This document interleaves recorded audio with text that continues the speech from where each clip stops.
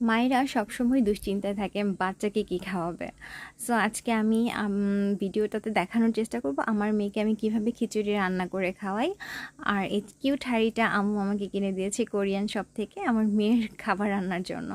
আজকে আমি ইউজ করব চিনি গুঁড়া চাল, মটরশুঁটি, গাজর আর হচ্ছে স্যালমন ফিশ আর হচ্ছে ডালটা হচ্ছে আমি ফাঁকি করে নিয়েছি, যেহেতু আমার মেয়ে আস্ত ডাল মুখে নিলে বের করে দেয় সাথে সাথে। আর সামান্য একটু আদা রসুনের পেস্ট ইউজ করেছি। মোট কথা চাল ডাল দুই ধরনের সবজি আর যে কোনো একটা চিকেনের কিমা অথবা আপনি স্যালমন ইউজ করতে পারেন। আর একটুখানি হলুদের গুঁড়ো দিয়েছি, মশলা আর কিচ্ছু না। আর এটা আমি একটু হাত দিয়ে মেখে নিয়েছি, যেহেতু আমি ডালের গুঁড়া ইউজ করেছি এর জন্য ভালোভাবে যাতে মিক্স হয় আর কি। আর হচ্ছে একটু ঢাকনা দিয়ে ঢেকে দিলে কিছুক্ষণ পরেই দেখবেন যে এটা ফুটতে শুরু করেছে। খুব বেশি সময় লাগে না, এটা 20 থেকে 30 মিনিটের মধ্যে এই খিচুড়িটা হয়ে যায়।